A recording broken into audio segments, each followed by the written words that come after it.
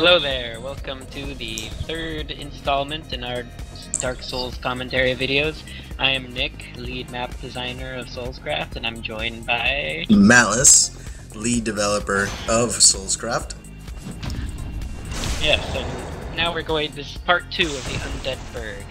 We're just going to be progressing through the starting area of Dark Souls, killing some undead, soaking in some epic environments. It's going to be fun. Yes. I am progressing with the build. In this video, I've sort of put some points into my dexterity and definitely going to be seeing a little bit more of the damage out of this character. There we just saw the Undead Merchant, who we're probably going to be talking to pretty soon, I would imagine. He is the first NPC merchant in the game, and you can buy a number of items from him. Yes. In Dark Souls, all the NPCs are just sort of, you know, scattered across the map. There's no, like, actual shops or anything like that. It's just NPCs that you'll find in remote corners of the map, sort of adding to the sense of loneliness and despair that you have throughout the entire game. Yes. Do note that some of these guys are actually undead, as sort of snaps to the lore of the game. Yeah, they're hollowed, which is what happens when you sort of succumb to the curse of the undead. You go hollow and lose your mind. Absolutely. Actually, one of the references of the dark sign is from Berserk, the mark of the sacrificed. So I thought that was pretty cool. If any of you guys are following Berserk, you'll definitely see that reference. Take note of these epically large, like larger than life castle walls in this area that just sort of surround the Undead Burg. At a certain, I think if you go up the bell tower, which I believe we'll be doing next video. Next video. You can get a really good view of all of the walls and just see how it all surrounds the town, and they're just these huge imposing castle walls. It's really cool looking. Absolutely. I do go a little in depth, and I do take some pauses to sort of observe the large scale picture that is Undead Burg. And if you you'll see in the later videos, you can actually see another part which is called Anor Londo, one of my favorite areas of the game, and you don't get to see it close. I mean, you see the distance, you see it in the distance, the walls, but you can definitely make that connection. And I just love how Dark Souls sort of has that if you look in the distance, you see another level. I thought that was something that they did very well. Yeah, they definitely took every opportunity to promote areas like that. Being able to see, have a really good view, overhead view of a certain area from other areas. They capitalized on that, and it shows just another level of detail. Absolutely.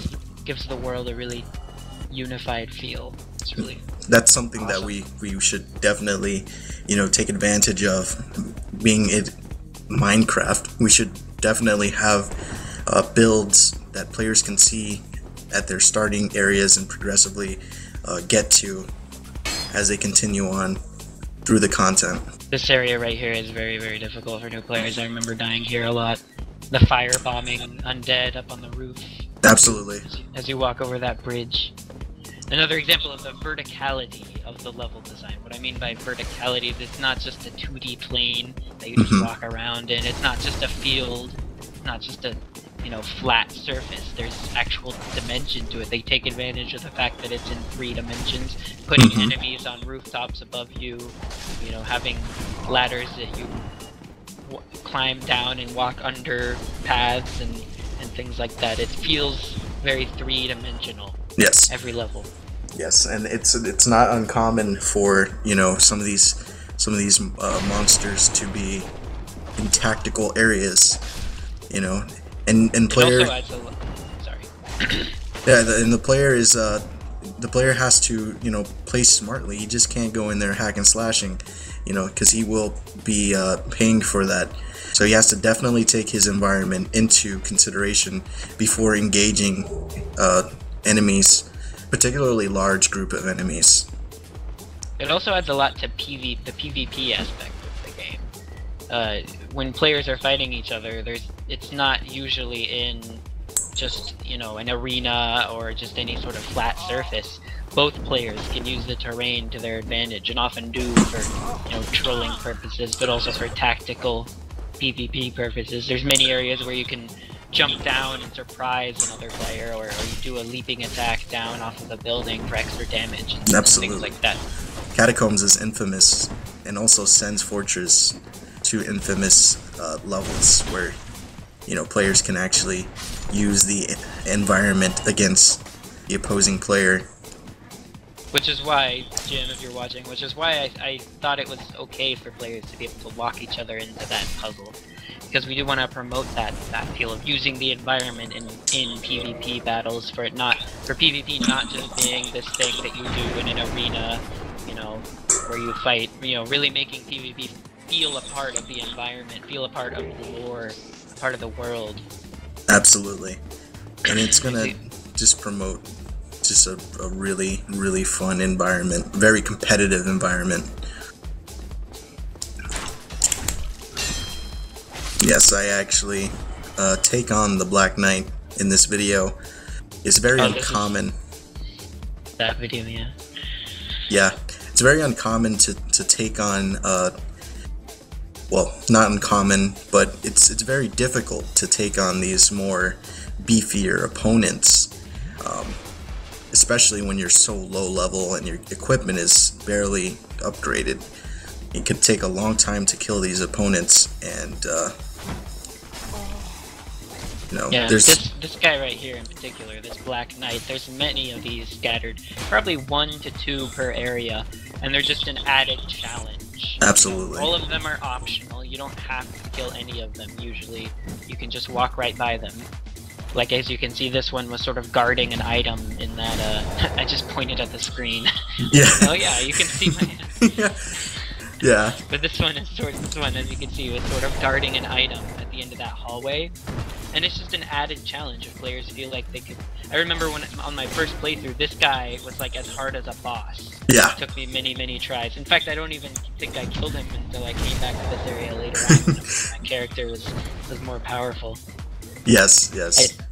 He is quite hard. He's and that's one of the things about Dark Souls, is you don't have these linear enemies. These enemies change their strategy according to the situation that they're presented with. So if they see you, like, you know, sort of running away to go heal, they will chase you down, and they will thrust or any attack to interrupt you and just really punish you for whatever you're trying to do. So, as you can see, he's sort of beating me up. Yeah. I mean, look at that, the shield bash. I mean, he knows that I'm parrying him, and he'll just knock away my parry with his shield. But I do take him on, and I do get rewarded. Also,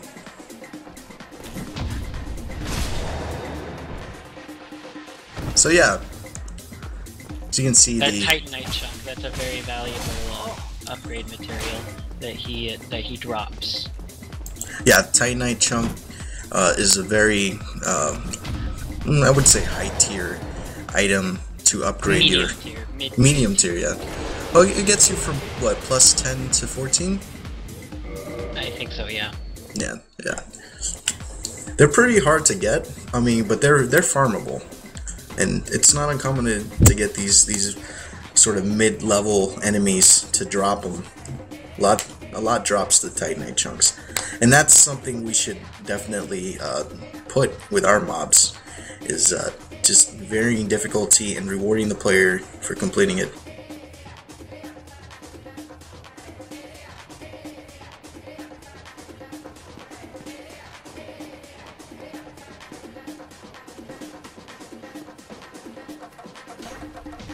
There you see, I tried to jump over the barrel and failed miserably. I've seen it done. Yeah, he is. He's just sort of like the grumpy old troll on top of the staircase. But once you dodge that barrel, he's pretty easy to take on as the other Hollow Warriors. So nothing special. I never noticed it, but in the background you can see that building has the same style as those flying buttresses. And they're pretty much the exact same style of flying buttresses as they have in Anor Londo. I never noticed that before. They're just more decayed, broken down. It's an interesting architectural note. No, you didn't get the crystal lizard? Oh no, I didn't get him. I think he was gone before I got there. Oh no, he's in the barrel. I totally forgot him. In the barrels, yeah. Now we're gonna take on the first boss of the game, the Taurus Demon. Taurus Demon, yes. Or Zod for you Berserk fans. Just imagine yourself not knowing that there was a boss here. Well, of course he's gonna go take out the archers, the tower first. Oh no, I don't take him out. I like the extra challenge. Oh really? No, I totally get him. That's the first thing I do. Oh. As you can see, I had a close call there. They'll sometimes nail you in the face with those. It's happened before. But yeah, if you don't take out these archers, they'll actually shoot at you while you're battling the Taurus Demon. Which is a pretty asshole thing to do. Yes, it is. It is a very jerkbag, bitch move. Just taking in that sky. That's something that we definitely need to incorporate into a really SoulsCraft. awesome sky map with the sun streaming through the clouds like that. We definitely want to worship the sun. Yeah, praise the sun. Praise the sun. Well, I mean, if you're in a covenant, you can worship. True. Wow, you're really chugging the Estus. Yeah. Well, you know, Sunny D. Plenty of vitamins. Essential for a growing boy. Now here's the first example of a boss. You see he jumps down off of that tower, which is things like this. Oof. Bosses jumping down from higher areas or coming at the player once they reach a certain area. Using the citizens plugin, we can have situations like this. We can have experiences like this. And so keep that in mind. If you're building an area, building a dungeon, and you know this is where the boss is going to be, don't just make it an arena. Actually think about where the boss is going to come from. How, so we can sort of almost craft a cutscene. Not really a cutscene, but an event. That was close. That happens. Yeah, when the player first gets in the room. Actually think about that. Don't just make an arena and say, okay, the boss is going to go here. Yes. But I'm sure Nick will definitely be supervising any boss placements, so he's got you covered on that. This little stare down between the Taurus Demon and my character. Oh, but I am getting some damage in. I'm just sort of keeping to his hind legs here. That's something we definitely want, is having certain strategies work well against bosses. But yeah, I pretty much finished him without even healing up. He didn't do much damage. If I didn't do all those dodges, I would have taken massive amounts of damage. That's what a good example of the different play styles you can have in Dark Souls is. This build is a very quick on their feet, not a lot of armor, no heavy armor, as you can see, is just wearing cloth armor. Practically naked. Pretty much.